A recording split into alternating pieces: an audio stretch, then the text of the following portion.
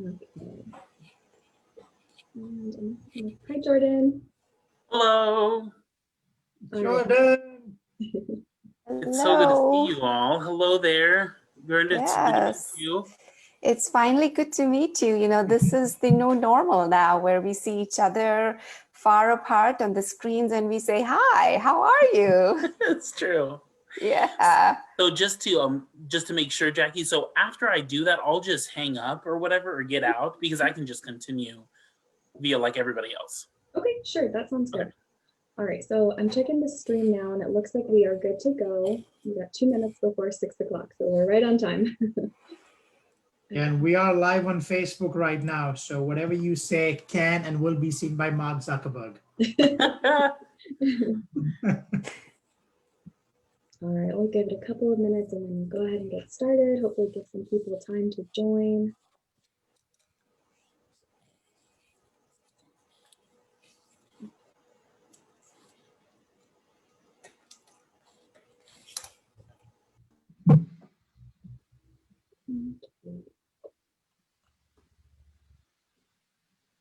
Jordan, by the way, that was really, really nice of you to help make this happen, man. Thank you.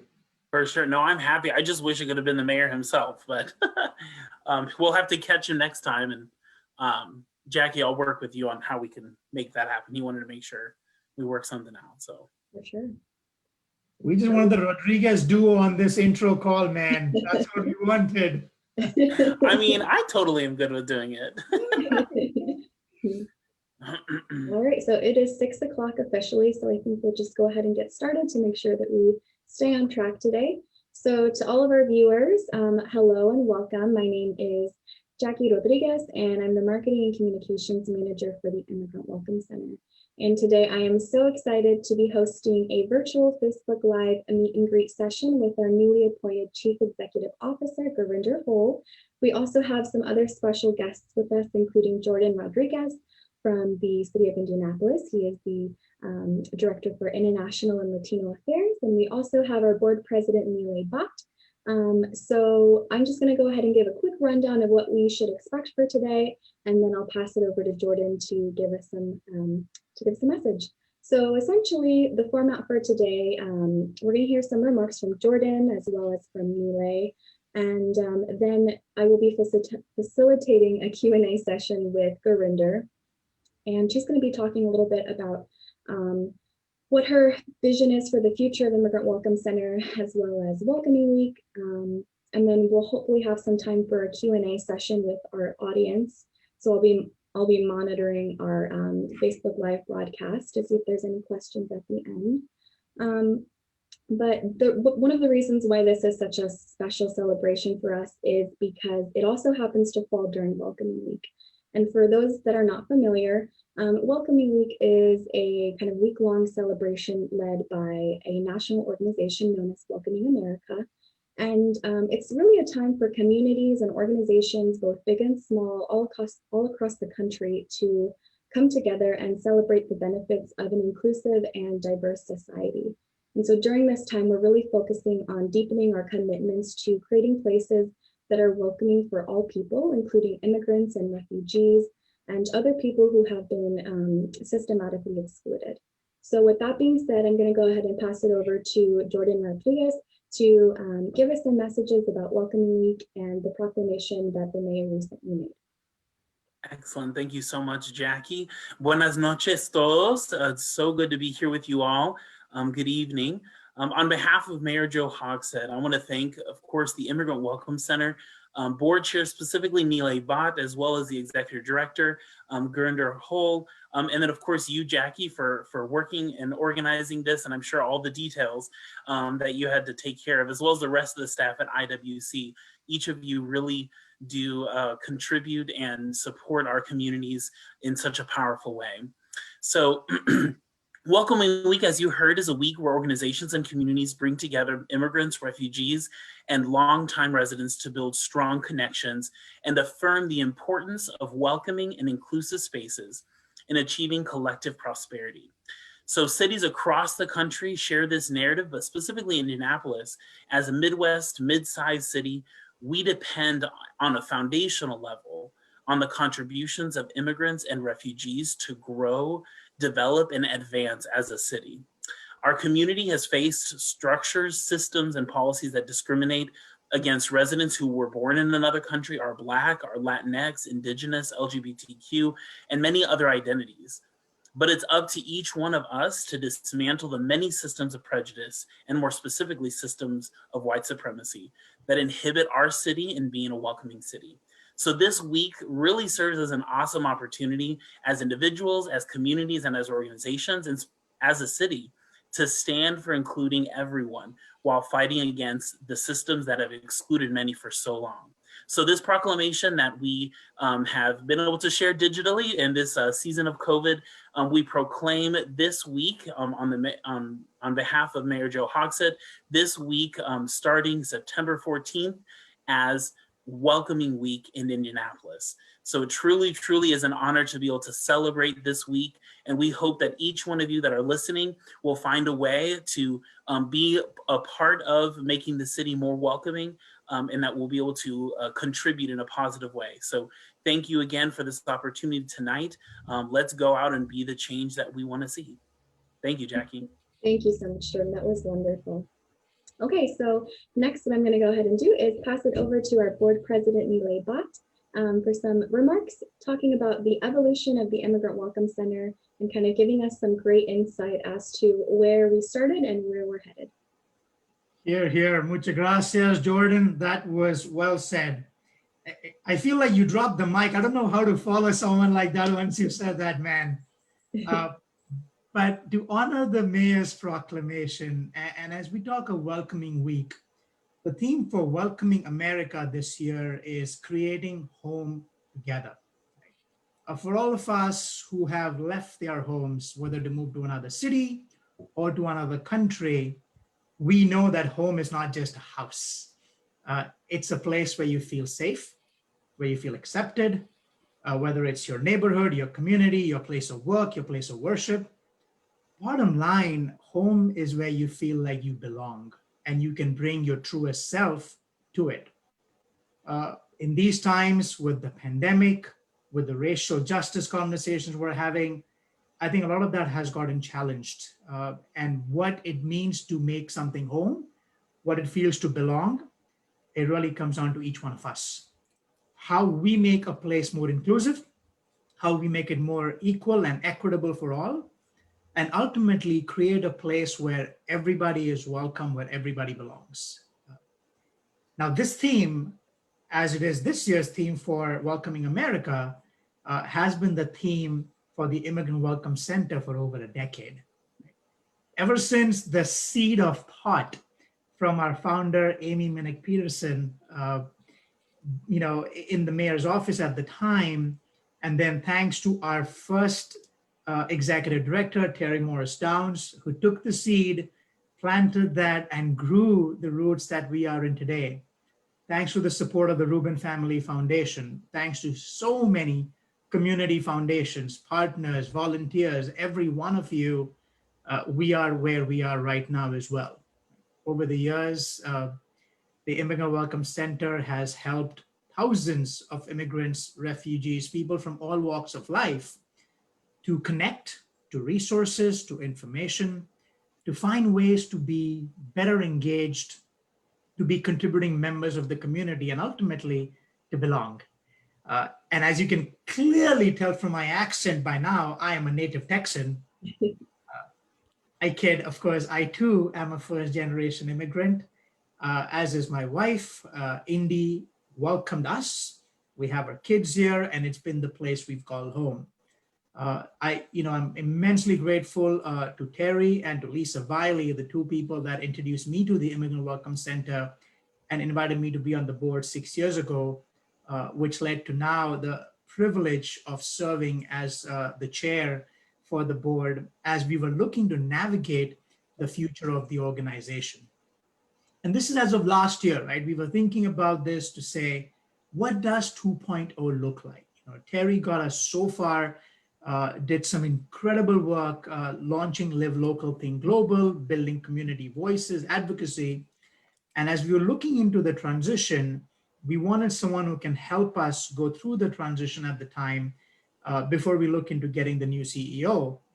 And that's where I can't thank enough Dana Harrison, who I remember on an extremely cold night or a day early in the morning in December, we met and said, a few months, help us get through this as we look at the new direction. Little did she know that not only would she be joining in for more than 6 months, but it would be right in the heart of a never before seen in 100 years pandemic. And again, as I said, the racial injustice and the conversations we've been having.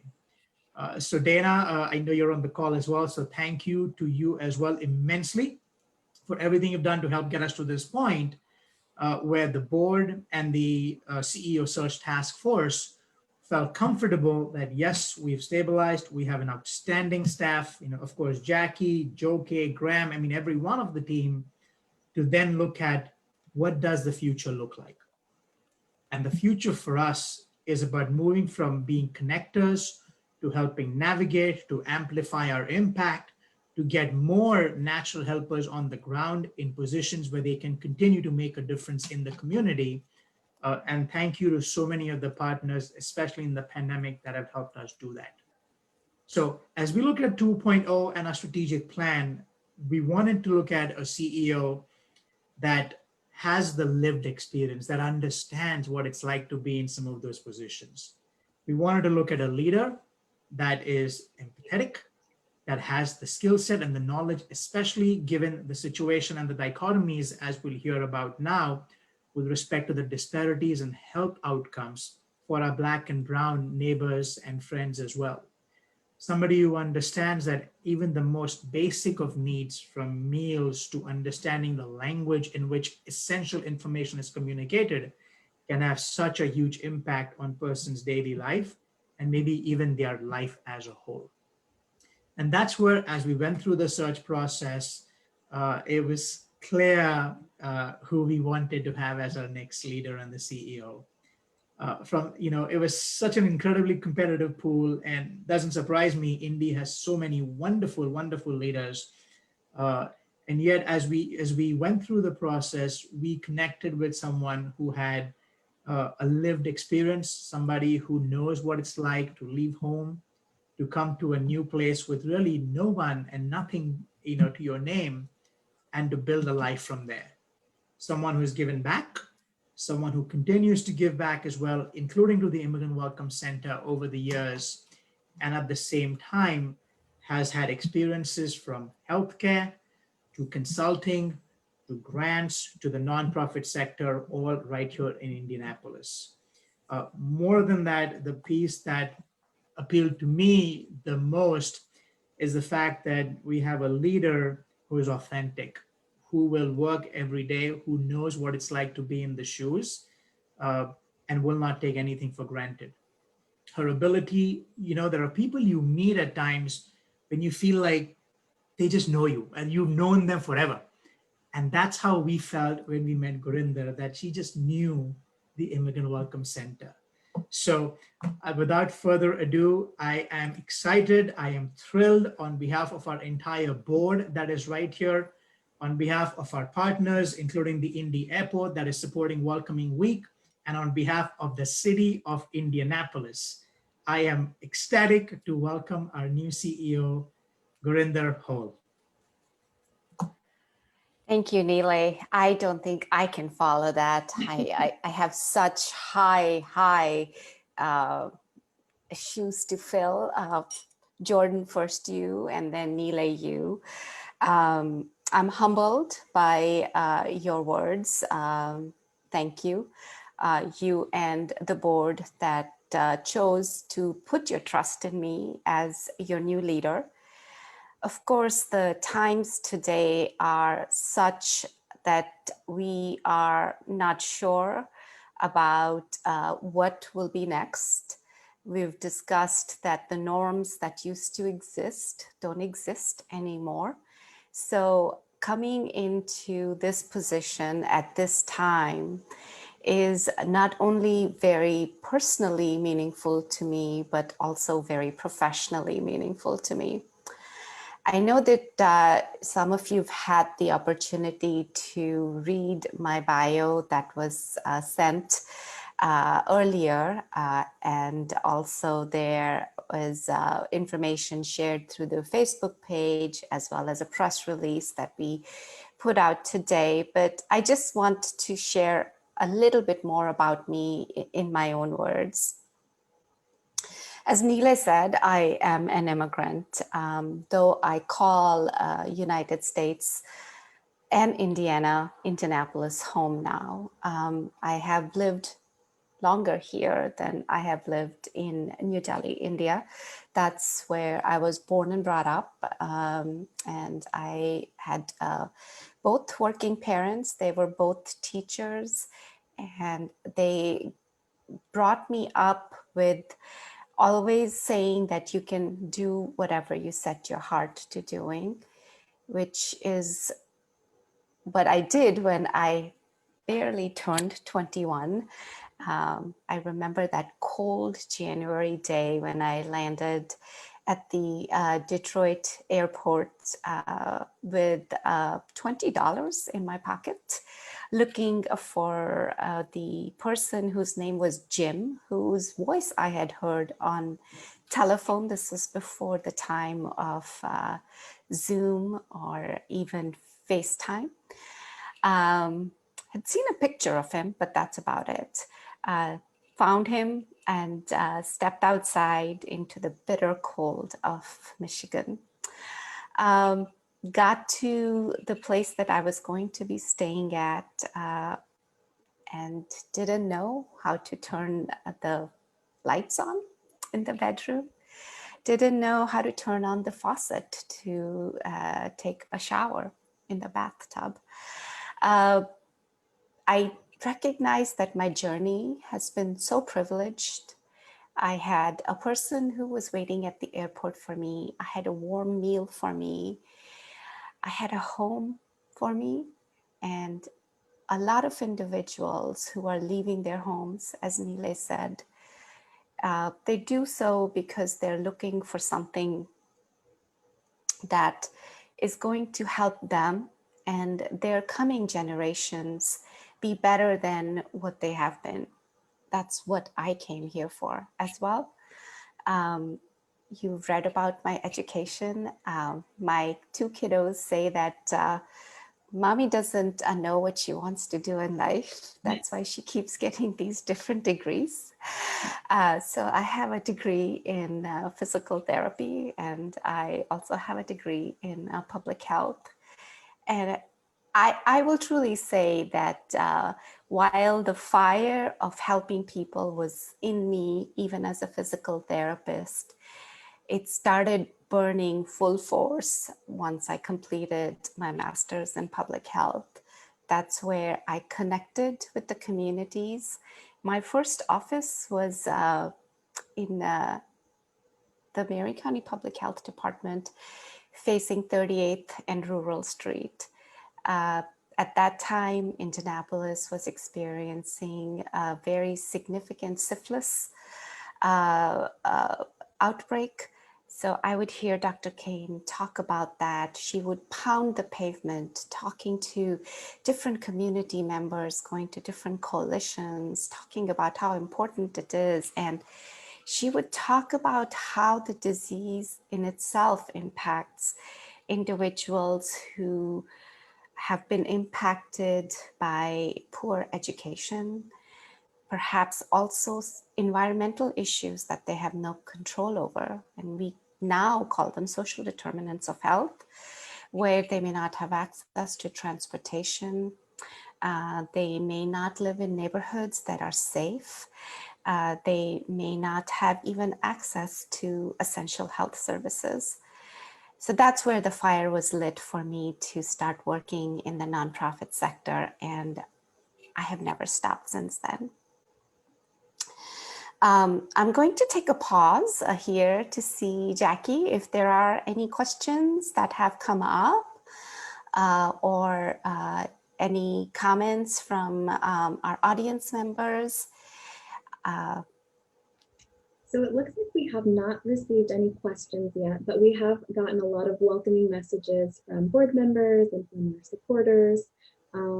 Specifically, there is one from David Suzuki.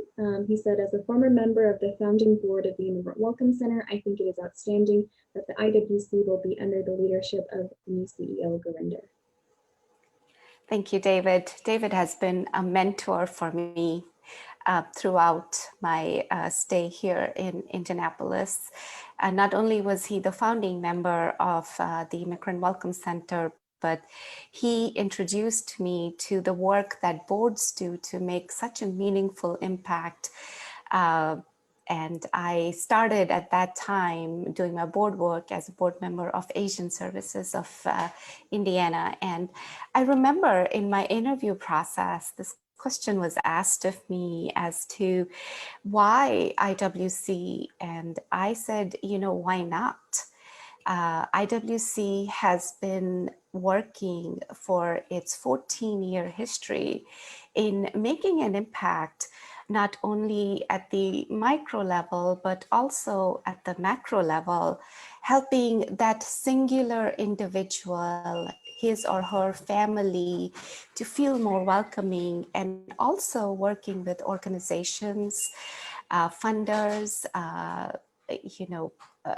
policymakers, different kind of individuals who have an impact in our community to make it a more welcoming community. So why not IWC? I think that,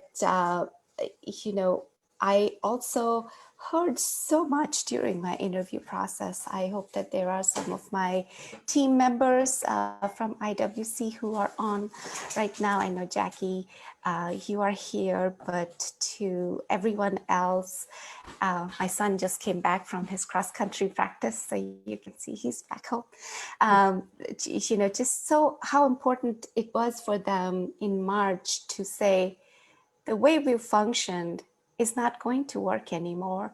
How do we pivot and how do we change so that we can continue to, be aligned with the Immigrant Welcome Center's mission and vision, and also serve the organizations that are serving our immigrant and refugee neighbors. So my gratitude to all of you. I don't think that we would be here without all the hard work that you have done.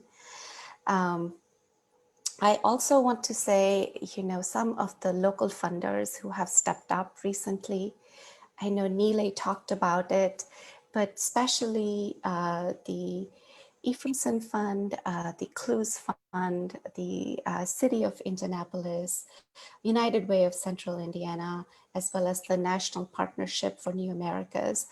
They have understood the work that we do. They have understood the meaning of the work that we've been doing, especially since March 2020, and they have generously supported us in the work that we have done. As a matter of fact, we were able to hire part-time natural helpers to be able to, from different languages, who speak different languages, to be able to address the needs of those individuals who were calling us and who needed simple things such as, how do I get tested for COVID? Or I need to find a pantry that carries a specific item that my family is used to eating and I can't find it because the stores are not accessible to us. So we could not have done the work without their help. So thank you so much.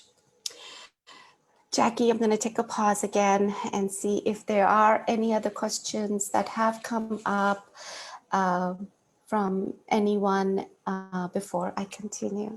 Sure. Yes, it looks like we got a question from Celia, and she asked, what are the top goals for you and your team as you transition into this role? That's a great question, Celia. And I want to respond to your question by sharing something that Nelson Mandela said about freedom. And he said, for to be free is not merely to cast off one's chains, but to live in a way that respects and enhances the freedom of others. So this is central to what I think IWC has always been doing.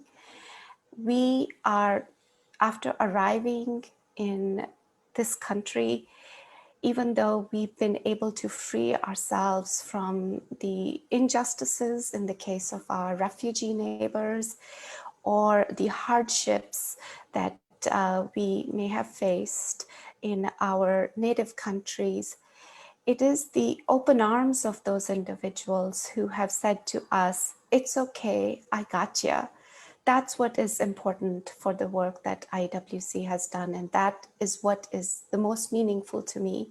I want to continue to build on our legacy of being welcoming. And it doesn't just include individuals who have arrived recently, but who have been here for many, many years, because the crisis that has been caused by COVID, as well as the systemic racism that our country has now come to light in, I think that impacts individuals on so many different levels. So talking about, goals, I would say that the Immigrant Welcome Center is uniquely positioned to advocate for and to serve the needs of our immigrant neighbors, and also those organizations that are doing the work alongside us in addressing their needs. It is so critical for us. I would say at no other time in history of IWC has it been as important as it is right now for us to work with our community partners, with our funders, with our elected officials, to develop solutions that are meaningful. But to get to those solutions, we also need to assess what the gaps are in our communities. We need to identify those, and we need to then look at solutions that are not only sustainable, but also that create these opportunities for individuals and for communities to thrive. And I look forward to working with you, Celia, that you, as a supporter, as a board member, I believe, have come to bring about as your role. Other questions? It looks like we haven't gotten any other questions yet, but I do have a question for you, Gurinder. Go ahead. Sure. So recently, the Marion County Public Health Department released some data showing that our local Hispanic residents are testing positive for COVID-19 at triple the rate of white residents and 1.5 times the rate of Black residents. What do you think that the IWC can do to address these disparities highlighted by this data? Yeah, it is. I give kudos to Dr. Kane's team for working on collecting these data. That is the first step in that assessment process that I talked about.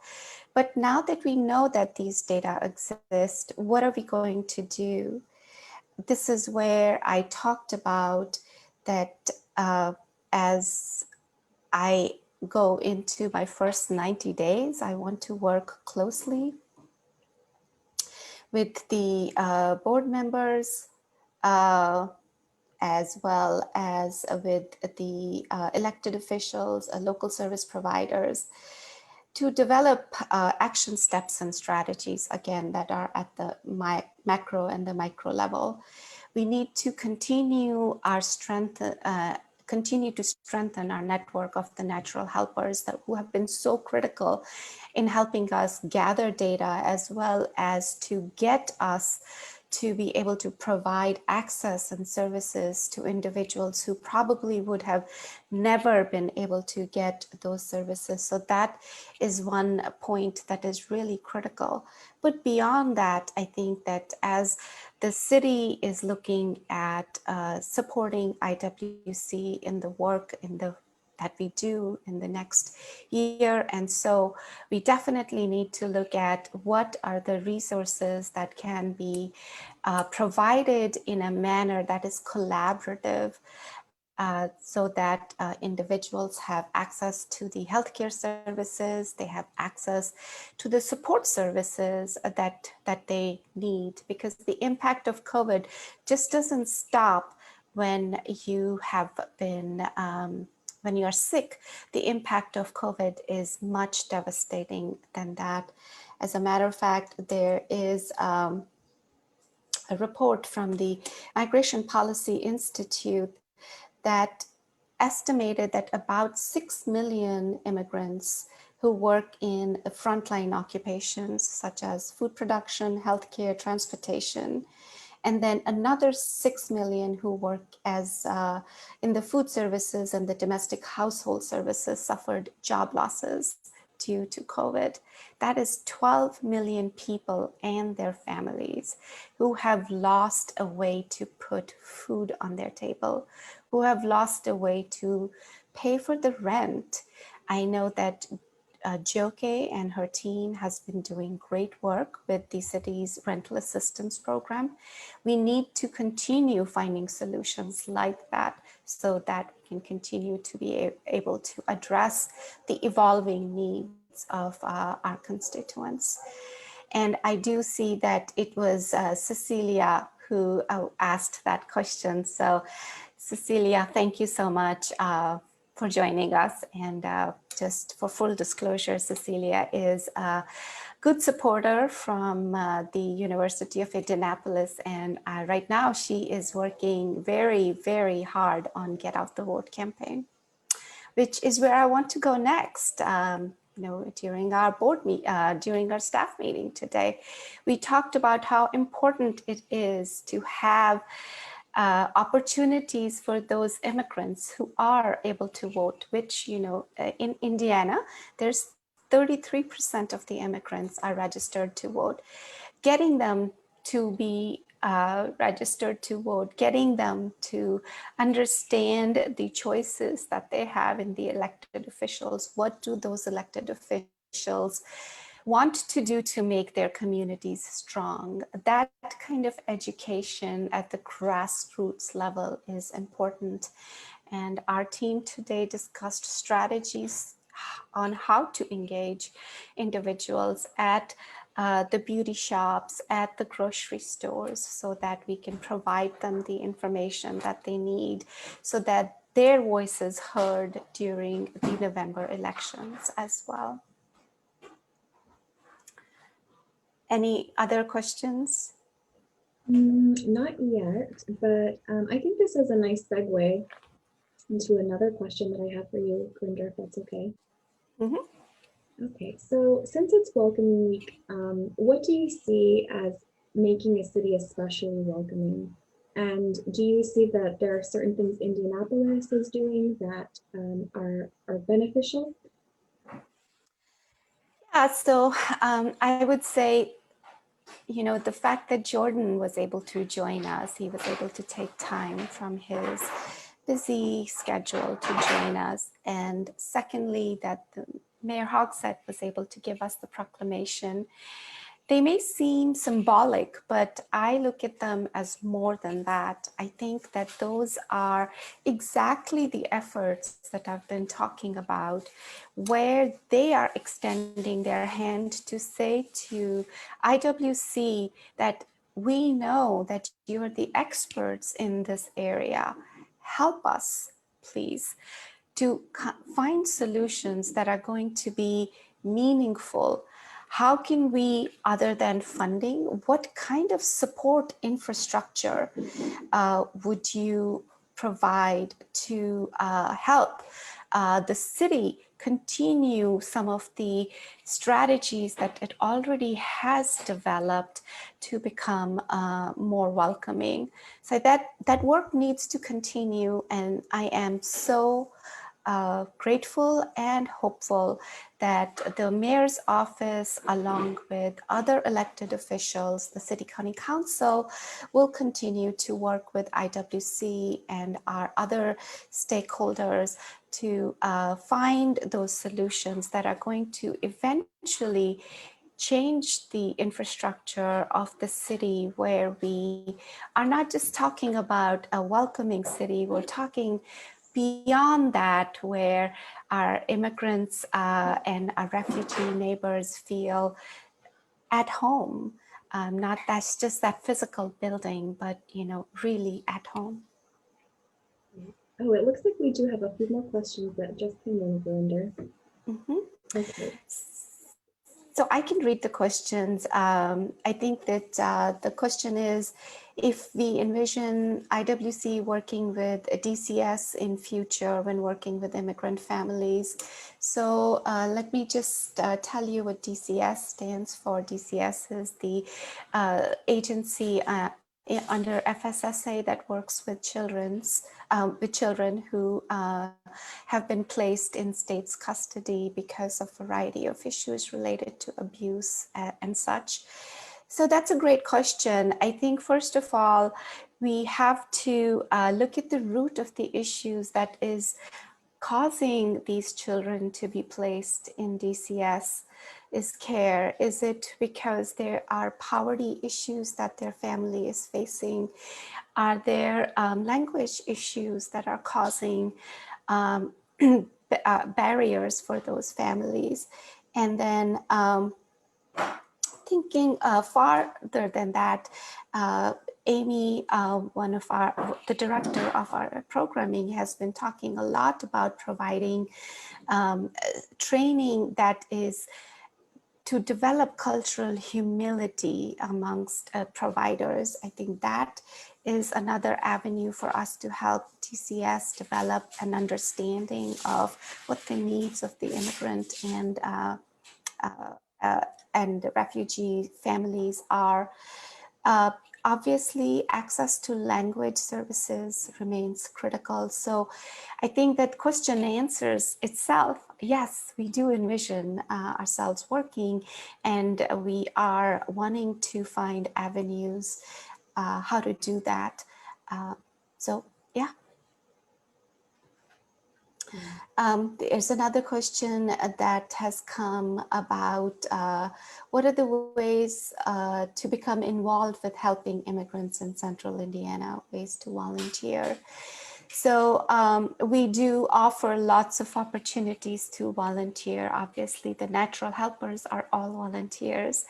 And we also have opportunities that we want to be able to utilize to expand access to enhance the English as a spoken language proficiency amongst our immigrant and refugees, because research again consistently shows that if the barrier related to language can be removed, that enhances your ability to find a job that is more meaningful, that is higher paying, and it also gives you the opportunities for promotion within your current job.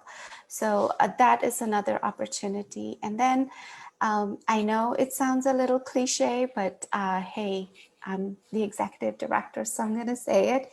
Open your pocketbooks for us. We want to be able to do the work, but that work is done by our small but very mighty team of staff members. So it takes money to support our staff, so help us with that. I'm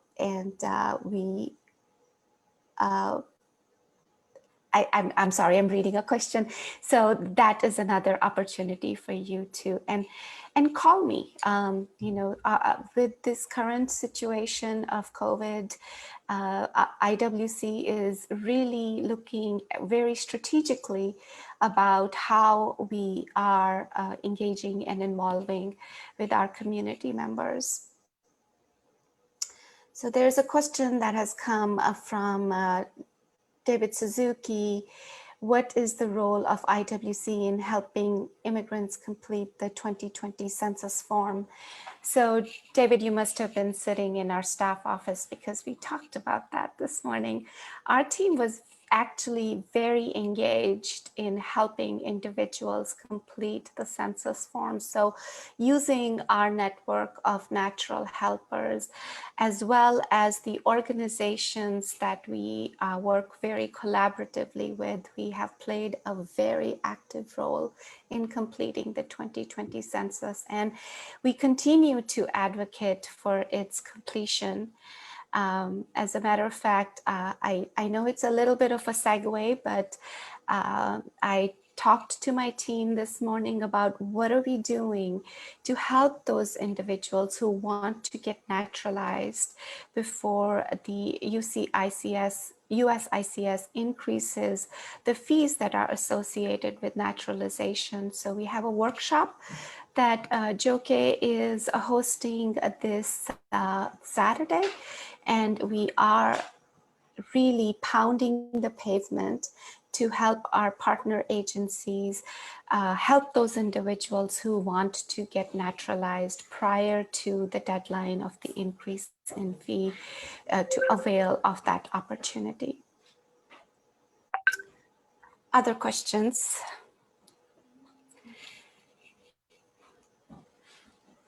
We haven't gotten any in yet. Okay. Jackie, I know that you had some questions that you had thought that we could ask. So do you want to go ahead and do that? Sure. Okay, one of the questions I have is, how did you learn about the Immigrant Welcome Center? And I know you kind of talked a little bit about how your personal experience has led you to be a part of the organization, but could you expand on that a little bit more? Yeah, so, you know, my connection to the Immigrant Welcome Center is through Mrs. Peterson when she was the First Lady of Indianapolis. Mayor Hogsett is a great mayor. Mayor Peterson was my ideal mayor because it was during that time. So I got involved through Mrs. Peterson as well as through David Suzuki to understand the work that Mrs. Peterson wanted to be accomplished through IWC. So that was my first foray into getting to know the organization. Over the years, I have participated in webinars as well as other meet and greet events that IWC has hosted, and I have also been a donor. So being so connected, as I said, you know, the fire in my belly was full on when I started working with the nonprofits, understanding the importance of the work that the nonprofits have, the impact of that work on our community members. And IWC was doing work that was that connected with me and resonated with me on so many different levels. Great, thank you. Well, speaking of Amy Minnick Peterson, she is actually on the Facebook Live broadcast, and she just said, Bart will be thrilled to hear this. Thank you, Mrs. Peterson. And now, Jordan, don't go telling Mayor Hogsett that I favor one over the other. It's just, you know, I was brought up in that time. I was a youngin' then, and so, you know, we all have our, yeah. Are there other questions that the audience members would like to ask?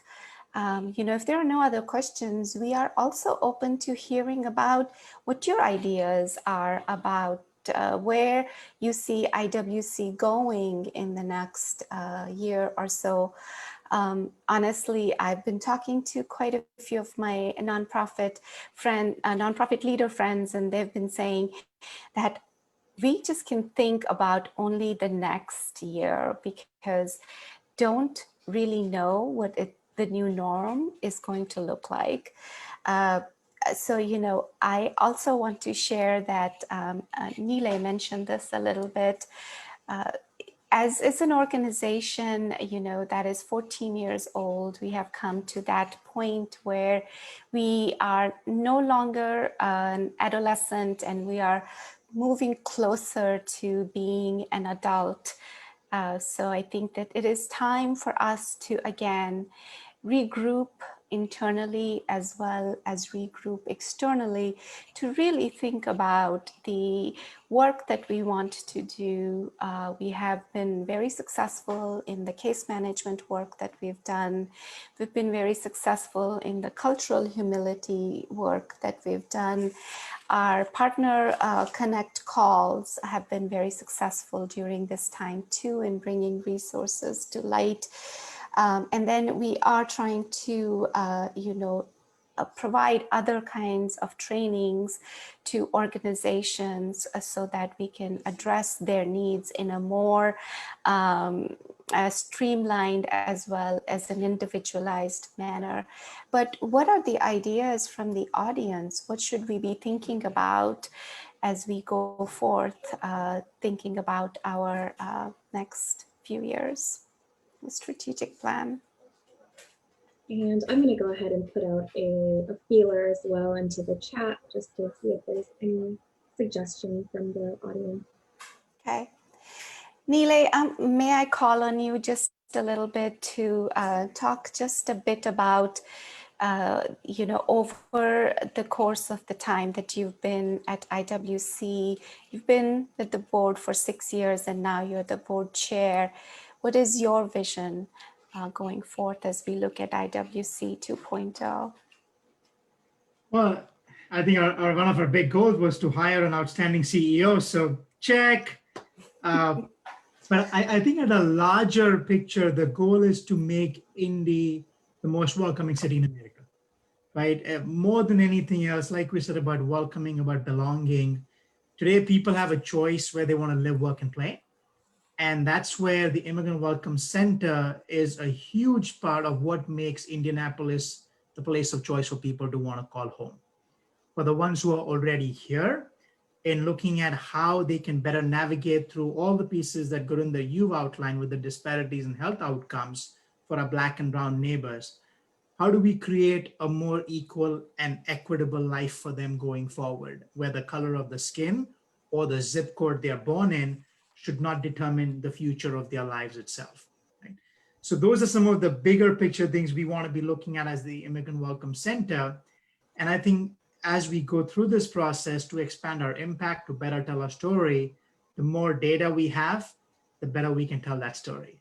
So as with all the partners listening to us right now, we continue to encourage every one of you to help, share the information, spread the word, reach out for how we can help, either be a convener or be the provider as well in every way we possibly can. Thank you, Neelay. So Amy is asking a question as to what would be my vision for long-term work post-election to continue building the civic engagement of our communities. So Amy, that's a really good question. And I think that I would like to tell the story that I have shared many, many times. When I left India, I had not gotten to the age that I could register to vote in India. So the first time I voted in my entire life was here in the US. I got naturalized in October of 1999, and it was too late for me to vote in the elections at that time. And it was surprising to me how many individuals who I used to work with, who I used to network with at that time did not consider the right to vote as a privilege. They felt that getting into politics or making their voice heard was something that was just not something that they were interested in doing. And every time I would say to them, if you are not going to tell the lawmakers what you want, How can they do what you want them to do? They can't read your mind. I think that's where the advocacy work that IWC has been doing comes in. Not only are we helping people to get registered to vote, we are also helping people to get naturalized. That is an important step in getting their voice heard. We are also working with organizations that are helping individuals exercise their right to vote so that they are able to understand what their choices are. And I don't think it has to be anything political. I think it has to be on issues that are important to us as an organization, which we've been saying many times today are related to equity, are related to fairness, and are related to a culture that is able to address the most essential needs of individuals. So that is where I see IWC continuing the work, and that is where I see IWC continuing to the civic engagement activities to be blossoming. Gurinder, I have a question for you from a marketing perspective, if that's okay. Sure. One of the challenges I think that not only we face, but many organizations and providers face is outreach and engagement with the immigrant community. What are some of your strategies that you envision the IWC implementing to better engage with multicultural and diverse populations? Yeah, I think that your question is great. And I said something related to how we need to hold hands and work with those organizations that are doing work similar or at least serving the needs of individuals who are the major constituents or the target populations for the IWC. Our natural helpers can only do so much. Our staff can only do so much. We've already recognized the need for more teachers who can help individuals get more proficient in English. So I think the way that we can be successful and impactful in the work that we are doing is by creating the capacity of the other organizations to be able to work collaboratively with IWC to enhance their outreach as well as engagement. I don't think we can go at it alone. We have to go at it together with these organizations. The city plays just as an important role as the person who is volunteering to come, do some translation work for us, or helping someone fill an application for housing assistance. So it has to be at the micro level as well as at the macro level. Thank you, Gurinder. Sure, sure. I know we're almost at the end of our time. I really heartfelt gratitude to each one of you who took time this evening to attend this little event that we thought would be helpful for you to learn a little bit about me as well as IWC. Ask us questions. We are on social media. I will let Jackie tell us all the social media that we are on, how you can reach us. We want to hear from you. We want to engage with you, and we want to walk alongside you to make our community a more welcoming community. Absolutely. Thank you, Gurinder. Yeah, so we are on Facebook, Instagram, Twitter, and LinkedIn. And so we do, again, hope that you all connect with us. We will be sharing this recording after we're done with the live broadcast, in case you were not able to view the whole video, or if you'd like to share it as well. But Gurinder, I think one last question that would really round up the conversation nicely is what do you want to make sure immigrants in our city hear tonight as part of this conversation? And what do you want our supporters to walk away with?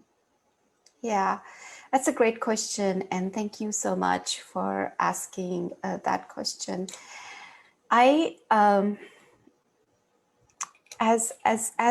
immigrant, I want all my fellow immigrants and refugees to hear and know that we are here as the Immigrant Welcome Center with our open arms to help you so that you can feel good about the decision that you have made to come to Indianapolis, to make Indianapolis your home.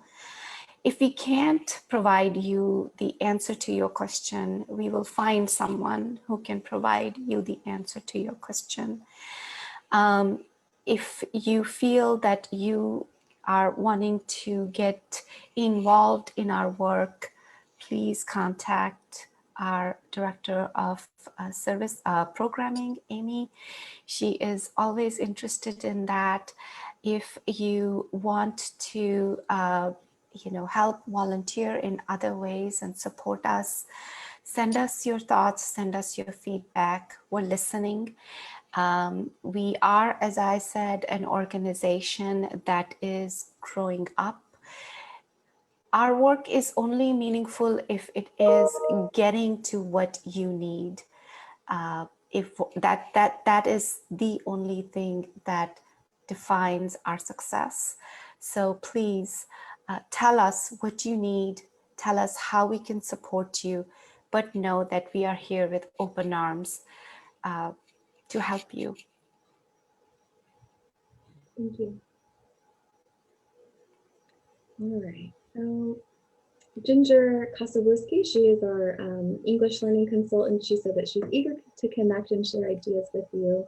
I am not seeing any more questions come through, but I know that our audience has been very engaged and been eager to participate. So I just want to thank all of you for joining us tonight. Gurinder, do you have any additional thoughts or comments? I don't. I think that, again, thank you for giving me this grace to share my story with you, to give your evening up, to let me share a little bit about my vision and next steps for the Immigrant Welcome Center. As Jackie said, we are here. We want to listen to you, we want to hear from you, and we want to walk with you to be able to make our neighbors, our community as welcoming as we can. Absolutely. All right, well, I think we can go ahead and wrap things up, Gurinder. Again, I want to thank our audience for participating.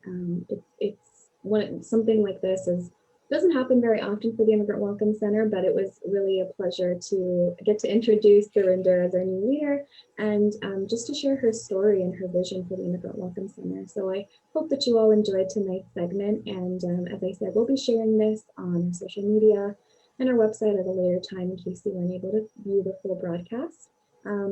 So again, we appreciate you and thank you for joining us tonight. We hope you all have a great time. Namaste. Thank you, everybody.